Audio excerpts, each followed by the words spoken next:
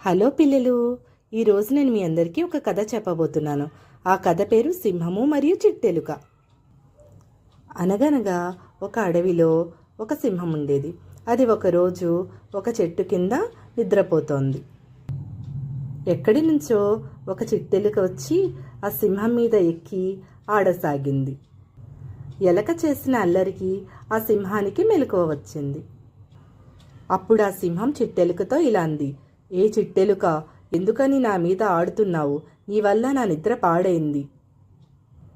అప్పుడు చిట్టెలుక అంది: మహారాజా, నన్ను క్షమించండి, నేను కావాలని ఇలా ఆడలేదు, ఏదో పొరపాటున జరిగింది.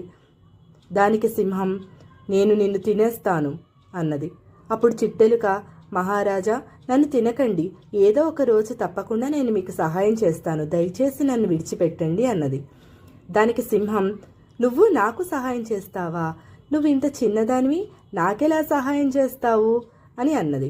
అప్పుడు చిట్టెలుక: లేదు మహారాజా, నేను తప్పకుండా నీకు సహాయం చేస్తాను అన్నది. అప్పుడు సింహం: సరేలే, నాకు ఈరోజు ఆకలిగా లేదు, నువ్వు వెళ్ళిపో అని చెప్పింది. అప్పుడు ఎలుక: ధన్యవాదాలు మహారాజా అని చెప్పి వెళ్ళిపోయింది. కొన్ని రోజుల తర్వాత సింహము ఒక వేటగాడు వేసిన వలలో చిక్కుకుంది. అప్పుడు అది కాపాడండి కాపాడండి అని అరవసాగింది.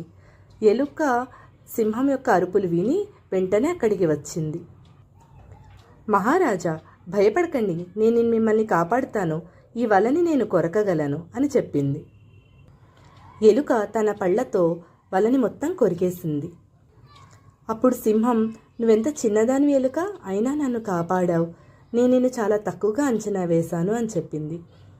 అప్పటి నుంచి వాళ్ళిద్దరూ మంచి ప్రాణ స్నేహితులు అయ్యారు. ఈ కథలో నీతి ఏంటంటే, మనం ఎవరిని తక్కువ అంచనా వేయకూడదు. ఈ కథ మీకు నచ్చిందా పిల్లలు? ఉంటాను.